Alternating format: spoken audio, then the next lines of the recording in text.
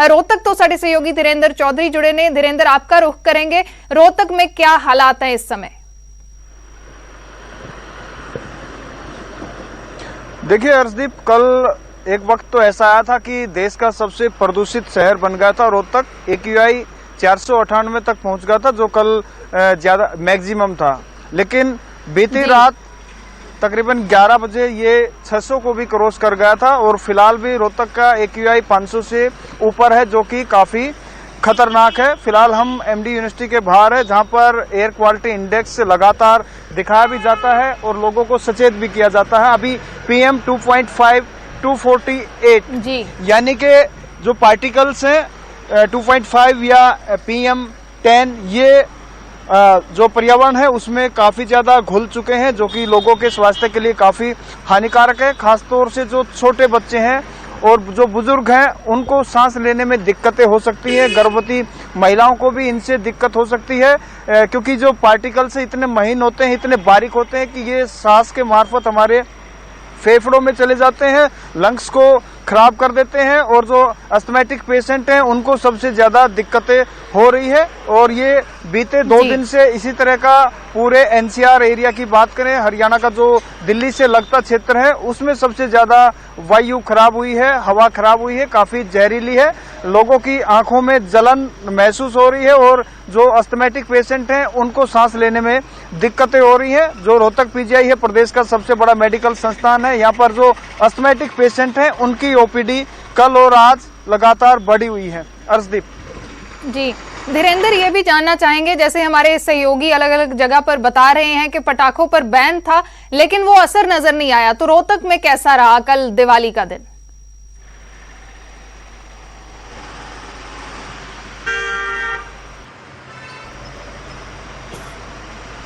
धीरेन्द्र, आपको आवाज मिल पा रही है? हाँ जी, अपना सवाल दोहराइए अर्शदीप जी। जी धीरेन्द्र, हम जानना चाहते थे कि जैसे अलग अलग हमारे सहयोगी बता रहे हैं कि पटाखों पर बैन था, लेकिन उसका असर नहीं रहा। रोहतक में कल रहा, क्या पटाखे खूब चले या ग्रीन पटाखे चलाए गए? क्या बाकी शहरों का असर रोहतक में दिखाई दे रहा है या रोहतक में भी पटाखे खूब चलाए गए?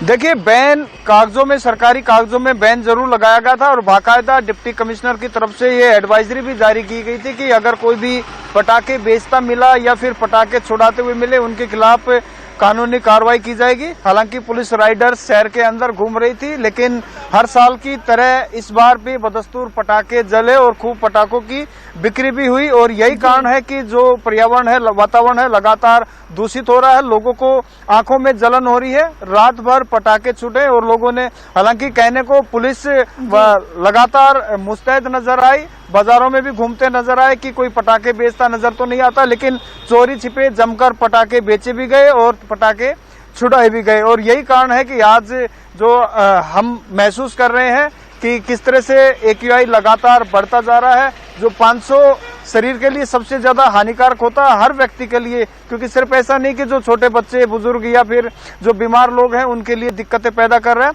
आमजन के लिए काफी परेशानी का होता है जब AQI 500 से ज्यादा क्रॉस कर जाता है। और फिलहाल 500 से ज्यादा AQI रोहतक ही नहीं, रोहतक के आसपास के जिलों में और पूरे NCR क्षेत्र में इसी तरह का माहौल बना हुआ है।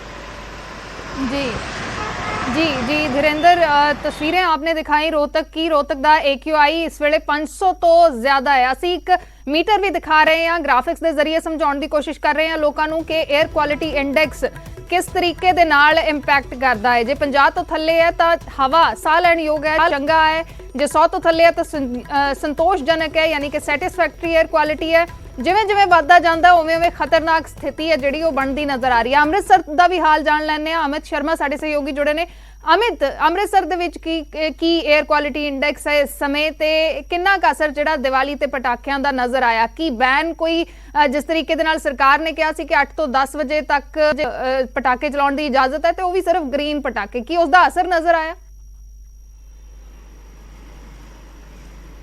जी बिल्कुल अर्श, जिस हिसाब ਨਾਲ ਪੰਜਾਬ ਸਰਕਾਰ ਨੇ ਜਿਹੜੀ ਪਾਬੰਦੀ ਲਗਾਈ ਸੀ 8 ਤੋਂ 10 ਸਿਰਫ ਪਟਾਕੇ ਚਲਾ ਸਕਦੇ ਸੀ, ਲੇਕਿਨ ਉਸ ਦਾ ਅਸਰ ਕੋਈ ਜ਼ਿਆਦਾਤਰ ਨਜ਼ਰ ਨਹੀਂ ਆਇਆ। ਹਾਲਾਂਕਿ ਪੁਲਿਸ ਨੇ ਜ਼ਰੂਰ ਸਖਤੀ ਕਰਨ ਦੀ ਕੋਸ਼ਿਸ਼ ਜ਼ਰੂਰ ਕੀਤੀ ਸੀ, ਲੇਕਿਨ ਪੁਲਿਸ ਬਹੁਤ ਘੱਟ ਨਾਕਿਆਂ ਤੇ ਅਤੇ ਸੜਕਾਂ ਤੇ ਨਜ਼ਰ ਆਈ ਤੇ ਸਾਰੇ ਲੋਕ ਸੜਕਾਂ ਤੇ ਪਟਾਕੇ ਚਲਾਉਂਦੇ ਹੀ ਨਜ਼ਰ ਆਏ ਤੇ ਰਾਤੀ ਲਗਭਗ 12:30 ਵਜੇ ਤੱਕ ਅੰਮ੍ਰਿਤਸਰ ਦੇ ਵਿੱਚ ਪਟਾਕੇ ਚਲਦੇ ਦਿਖਾਈ ਦਿੱਤੇ। ਸੋ ਇੱਕ ਵਾਰੀ ਤੁਹਾਨੂੰ ਤਸਵੀਰ ਜ਼ਰੂਰ ਦਿਖਾਉਣ ਦੀ ਕੋਸ਼ਿਸ਼ ਕਰਾਂਗਾ ਕਿ ਇੱਕ ਲੇਅਰ ਜਿਹੜੀ ਜ਼ਰੂਰ ਅਸਮਾਨ ਤੇ ਵੱਜ ਗਈ ਹੈ, ਕਿਉਂਕਿ ਇੱਕ ਜਦੋਂ ਹਰ ਵਾਰੀ ਦੀਵਾਲੀ ਹੁੰਦੀ ਹੈ ਤੇ ਇੱਕ ਲੇਅਰ ਜਿਹੜੀ ਧੂਏ ਦੀ ਜ਼ਰੂਰ ਵੱਜ ਜਾਂਦੀ ਹੈ, ਜਿਸ ਦੀ ਵਜ੍ਹਾ ਨਾਲ ਆਮ ਲੋਕਾਂ ਨੂੰ ਕਾਫੀ ਪਰੇਸ਼ਾਨੀਆਂ ਦਾ ਜਿਹੜਾ ਸਾਹਮਣਾ ਕਰਨਾ ਪੈਂਦਾ। ਲੇਕਿਨ ਇਹ ਲੇਅਰ ਜਿਉਂ-ਜਿਉਂ ਰਾਤ ਹਨੇਰਾ ਜ਼ਿਆਦਾ ਹੋਣਾ ਸ਼ੁਰੂ ਹੋਏਗਾ ਉਸ ਸਮੇਂ ਇਹ ਲੇਅਰ ਦਿਖਾਈ ਦੇਣੀ ਸ਼ੁਰੂ ਕਰੇਗੀ, ਕਿਉਂਕਿ ਹਲੇ ਵੀ ਤੁਹਾਨੂੰ ਕੈਮਰੇ ਦੇ ਵਿੱਚ ਸਾਫ਼ ਨਜ਼ਰ ਨਹੀਂ ਆਏਗੀ ਲੇਅਰ, ਲੇਕਿਨ ਉੱਪਰ ਕਿਉਂਕਿ ਇੱਥੇ ਅਗਰ ਅਸੀਂ ਦੇਖ ਸਕਦੇ ਹਾਂ ਕਿ ਲੇਅਰ ਇੱਕ ਜ਼ਰੂਰ ਸਾਨੂੰ ਇਸ ਜਗ੍ਹਾ ਤੋਂ ਨਜ਼ਰ ਆ ਰਹੀ ਹੈ। ਸੋ ਜਿਵੇਂ ਜਿਵੇਂ ਹਨੇਰਾ ਹੋਏਗਾ ਉਹ ਲੇਅਰ ਜ਼ਰੂਰ ਨਜ਼ਰ ਆਏਗੀ। ਸੋ ਇਸ ਦਾ ਲੇਅਰ ਦਾ ਅਸਰ ਆਮ ਲੋਕਾਂ ਅਤੇ ਬੱਚਿਆਂ ਤੇ ਬਜ਼ੁਰਗਾਂ ਤੇ ਜ਼ਰੂਰ ਜ਼ਿਆਦਾ ਪੈਂਦਾ ਨਜ਼ਰ ਆਏਗਾ, ਕਿਉਂਕਿ ਉਹਨਾਂ ਨੂੰ ਹੁਣ ਸਾਹ ਦੀ ਪ੍ਰੋਬਲਮ ਜ਼ਰੂਰ ਹੋਣੀ ਸ਼ੁਰੂ ਹੋਈ ਹੈ, ਕਿਉਂਕਿ ਹੁਣ ਉਹ ਹਸਪਤਾਲਾਂ ਦਾ ਰੁਖ ਕਰ ਰਹੇ ਨੇ। ਲੇਕਿਨ ਜਿਸ ਹਿਸਾਬ ਨਾਲ ਸਰਕਾਰ ਦੁਆਰਾ ਸਖਤੀ ਜ਼ਰੂਰ ਵਿਖਾਈ ਗਈ ਸੀ, ਸੋ ਇਸ ਨੂੰ ਇੰਪਲੀਮੈਂਟ ਕਰਨਾ ਬਹੁਤ ਜ਼ਰੂਰੀ ਹੁੰਦਾ ਹੈ। ਜਦੋਂ ਸਰਕਾਰ ਦੁਆਰਾ ਸਖਤੀ ਵਿਖਾਈ ਜਾਂਦੀ ਹੈ ਤੇ ਉਸ ਨੂੰ ਇੰਪਲੀਮੈਂਟ ਜ਼ਿਲ੍ਹਾ ਪ੍ਰਸ਼ਾਸਨ ਅਤੇ ਪੁਲਿਸ ਕਰਦੀ ਹੈ, ਲੇਕਿਨ ਜਦੋਂ ਉਹ ਇੰਪਲੀਮੈਂਟ ਨਹੀਂ ਹੁੰਦਾ ਤੇ ਫਿਰ ਸਰਕਾਰ ਦੇ ਨਿਯਮਾਂ ਦੀ ਜਿਹੜੇ ਧੱਜੀਆਂ ਜ਼ਰੂਰ ਉੜਦੀਆਂ ਨਜ਼ਰ ਆਉਂਦੀਆਂ ਨੇ। ਹਾਲਾਂਕਿ 8 ਤੋਂ 10 ਤੱਕ ਗ੍ਰੀਨ ਪਟਾਕੇ ਚਲਾਉਣ ਦੀ ਜਿਹੜੀ ਕਿ ਸਰਕਾਰ ਦੁਆਰਾ ਇਜਾਜ਼ਤ ਜ਼ਰੂਰ ਦਿੱਤੀ ਗਈ ਸੀ, ਲੇਕਿਨ ਆਮ ਲੋਕ ਜਿਹੜੇ ਕਿ ਦੂਸਰੇ ਪਟਾਕੇ ਚਲਾਉਂਦੇ ਹੀ ਨਜ਼ਰ ਆਏ ਅਤੇ ਮੇਨ ਸ਼ਰੇਆਮ ਸੜਕਾਂ ਤੇ ਪਟਾਕੇ ਚੱਲਦੇ ਰਹੇ। ਸੋ ਇਸ ਦਾ ਅਸਰ ਹੁਣ ਆਉਣ ਵਾਲੇ ਕੁਝ ਦਿਨਾਂ ਦੇ ਵਿੱਚ ਜ਼ਰੂਰ ਨਜ਼ਰ ਆਏਗਾ। ਜਿਸ ਹਿਸਾਬ ਨਾਲ ਲੇਅਰ ਤੁਹਾਨੂੰ ਦੱਸੀ ਹੈ ਤੇ ਰਾਤੀ ਜਦੋਂ ਵੀ ਹਨੇਰਾ ਹੋਏਗਾ ਇਹ ਲੇਅਰ ਸਾਫ਼ ਤੌਰ ਤੇ ਅਸਮਾਨ ਦੇ ਵਿੱਚ ਦੇਖੀ ਜਾ ਸਕਦੀ ਹੈ। ਸੋ ਇਸ ਦਾ ਅਸਰ ਬੱਚਿਆਂ ਅਤੇ ਬਜ਼ੁਰਗਾਂ ਤੇ ਨਜ਼ਰ ਆਏਗਾ ਜਿਹੜੇ ਹੁਣ ਹਸਪਤਾਲ ਦਾ ਰੁਖ ਕਰ ਰਹੇ ਨੇ, ਕਿਉਂਕਿ ਕਈਆਂ ਨੂੰ ਜਿਨ੍ਹਾਂ ਨੂੰ ਦਮੇ ਦੀ ਪ੍ਰੋਬਲਮ ਹੈ ਜਾਂ ਫਿਰ ਸਾਹ ਦੀ ਕੋਈ ਦਿੱਕਤ ਹੈ ਤੇ ਉਹ ਉਸ ਦਾ ਅਸਰ ਹੁਣ ਜ਼ਿਆਦਾ ਉਹਨਾਂ ਤੇ ਦੇਖਣ ਨੂੰ ਮਿਲੇਗਾ ਤੇ ਉਹ ਹਸਪਤਾਲ ਦਾ ਰੁਖ ਕਰਨਗੇ। ਜੀ ਅਰਸ਼। ਜੀ ਅਮਿਤ, ਬਿਲਕੁਲ ਜਿਹੜਾ ਪੋਲਿਊਸ਼ਨ ਹੈ ਉਸ ਦਾ ਅਸਰ ਕਿਤੇ ਨਾ ਕਿਤੇ ਸਾਰਿਆਂ ਤੇ ਪੈਂਦਾ ਹੈ, ਲੇਕਿਨ ਬੱਚੇ ਜਾਂ ਜਿਨ੍ਹਾਂ ਨੂੰ ਸਾਹ ਦੀ ਦਿੱਕਤ ਹੈ ਜਾਂ ਕੋਈ ਹੋਰ ਇਸ ਕਿਸਮ ਦੀ ਰੈਸਪੀਰੇਟਰੀ ਪ੍ਰੋਬਲਮ ਹੈ ਉਹਨਾਂ ਦੇ ਲਈ ਜ਼ਿਆਦਾ ਦਿੱਕਤ ਹੈ ਜਿਹੜੀ ਖੜੀ ਹੋ ਜਾਂਦੀ ਹੈ। ਬੈਨ ਜ਼ਰੂਰ ਲਾਏ ਜਾਂਦੇ ਨੇ, ਤੁਸੀਂ ਸਹੀ ਗੱਲ ਕਹੀ ਕਿ ਪ੍ਰੋਬਲਮ ਹੈ, ਇੰਪਲੀਮੈਂਟ ਜਦ ਤੱਕ ਨਹੀਂ ਹੁੰਦਾ ਉਦੋਂ ਤੱਕ ਇਹ ਬੈਨ ਕਿਸੇ ਕੰਮ ਦੇ ਨਹੀਂ ਨੇ। ਵੱਖ-ਵੱਖ ਸ਼ਹਿਰਾਂ ਦੀਆਂ ਤਸਵੀਰਾਂ ਅਸੀਂ ਵਿਖਾ ਰਹੇ ਸੀ। ਸ਼ੁਕਰੀਆ ਅਮਿਤ ਸਾਡੇ ਨਾਲ ਜੁੜਨ ਦੇ ਲਈ। ਸੁਰਿੰਦਰ ਕੰਬੋਜ ਜਲੰਧਰ ਤੋਂ ਜੁੜੇ। ਸੁਰਿੰਦਰ, ਤੁਹਾਡਾ ਵੀ ਸ਼ੁਕਰੀਆ। ਧੀਰੇਂਦਰ ਚੌਧਰੀ ਰੋਹਤਕ ਤੋਂ ਤੇ ਧਰਮਵੀਰ ਸ਼ਰਮਾ ਸਾਡੇ ਸਹਿਯੋਗੀ ਗੁਰੂਗ੍ਰਾਮ ਤੋਂ ਜੁੜੇ, ਤੁਹਾਡਾ ਵੀ ਸ਼ੁਕਰੀਆ। ਤਾਂ ਪ੍ਰਦੂਸ਼ਣ ਹੈ ਜਿਹੜਾ ਹਵਾ ਦੇ ਵਿੱਚ ਇਸ ਵੇਲੇ ਬਹੁਤ ਖਤਰਨਾਕ ਲੈਵਲ ਦੇ ਉੱਤੇ ਪਹੁੰਚ ਰਿਹਾ। ਦਿੱਲੀ ਦੀ ਗੱਲ ਕਰੀਏ ਤਾਂ 600 ਤੋਂ ਪਾਰ ਹੈ, ਗੁਰੂਗ੍ਰਾਮ ਦੇ ਵਿੱਚ ਤੇ ਰੋਹਤਕ ਦੇ ਵਿੱਚ ਵੀ 500 ਤੋਂ ਪਾਰ ਇਹ ਜਿਹੜੀ ਸਥਿਤੀ ਹੈ। ਪੰਜਾਬ ਦੇ ਵੀ ਬਹੁਤ ਸਾਰੇ ਸ਼ਹਿਰਾਂ ਦੇ ਵਿੱਚ ਅੱਗੇ 300 ਤੋਂ ਉੱਪਰ ਜਿਹੜਾ 에ਅਰ ਕੁਆਲਿਟੀ ਇੰਡੈਕਸ ਹੈ ਉਹ ਦਿਖਾਈ ਦੇ ਰਿਹਾ ਹੈ ਤੇ ਸਾਹ ਲੈਣ ਦੇ ਵਿੱਚ ਹੁਣ ਦਿੱਕਤਾਂ ਜਿਹੜੀਆਂ ਨੇ ਉਹ ਖੜੀਆਂ ਹੋ ਰਹੀਆਂ ਨੇ। पिछले 2-3 दिन से एनसीआर की हवा लगातार जहरीली होती जा रही है और आज दिन में 1 बजे तो ऐसे हालात बन गए कि देश का सबसे प्रदूषित शहर बन गया रोहतक। वजह क्या है प्रदूषण की और इससे नुकसान क्या हो सकता है? हमारे साथ डॉक्टर ध्रुव चौधरी हैं, इनसे जानते हैं कि जो पेशेंट हैं डॉक्टर साहब खासतौर से अस्थमा के, उनको क्या दिक्कत हो सकती है? देखिए, ये हर साल का फिनोमिना हो गया है।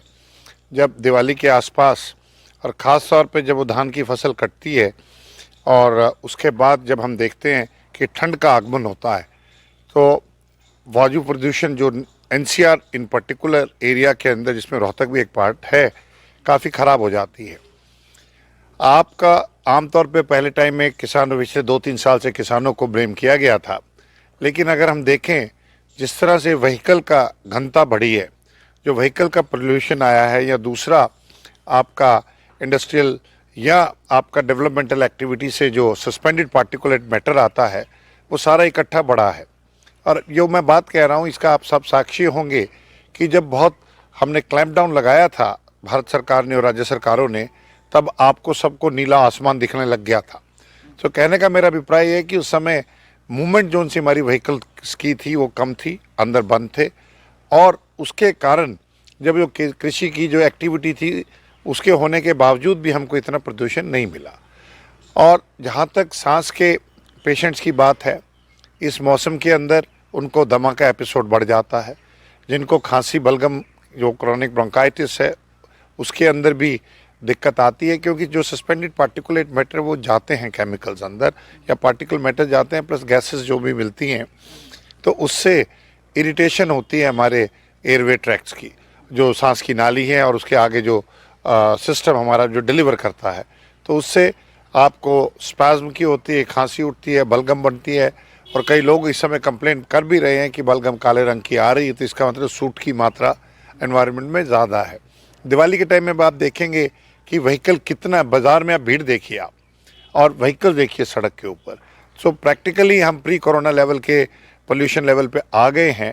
तो इस समय वायु के अंदर, हवा के अंदर जो हमारा एनवायरनमेंट है, उसके अंदर उसको सहने की क्षमता नहीं है।